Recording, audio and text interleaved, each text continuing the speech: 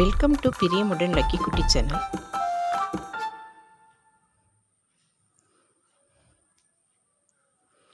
நம்ம இன்றைக்கி hotel style தக்காளி சட்னி எப்படி செய்யலாம்னு சொல்லிட்டு பார்ப்போம். ரொம்ப சிம்பிளான மெத்தட் தான். சட்டுன்னு ஒரு 5 நிமிஷத்துலேயே செஞ்சு முடிச்சிடலாம்.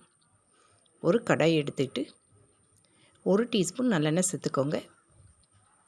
எண்ணெய் நல்லா சூடானதுக்கப்புறமா 1 டீஸ்பூன் உளுத்தம்பருப்பு சேர்த்துக்கோங்க. நல்லா பொரிஞ்சதுக்கப்புறமா 5 பல் பூண்டு சேர்த்துக்கோங்க. ஒரு துண்டு இஞ்சி சேர்த்துக்கோங்க. காரத்துக்கு தகுந்த மாதிரி வரமிளகாய் சேர்த்துக்கோங்க.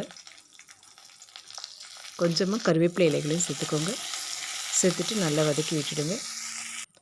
இப்போ இது கூட ஒரு பெரிய வெங்காயம் கட் பண்ணி வச்சுருக்கிறேன், அதையுமே சேர்த்துட்டு நல்லா வதக்கிக்குவோம்.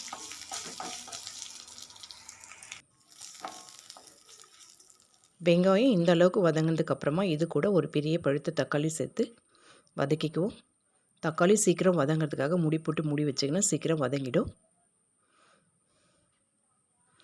இப்போ தக்காளி நல்லா வதங்கிடுச்சு. இது கூட கொத்தமல்லி தழைகளை சேர்த்துடுவோம். சேர்த்துட்டு ஒரு கிளறி மட்டும் கிளறி விட்டுட்டு ஸ்டவ் ஆஃப் பண்ணிவிடுவோம். இப்போ இதை நல்லா ஆற வச்சு ஒரு மிக்ஸி ஜாரில் சேர்த்துடுவோம். தேவையான அளவுக்கு உப்பு சேர்த்து நல்லா நைஸாக அரைச்சி எடுத்துகிட்டு வந்துடுவோம். தண்ணி எதுவும் சேர்க்க தேவையில்லை.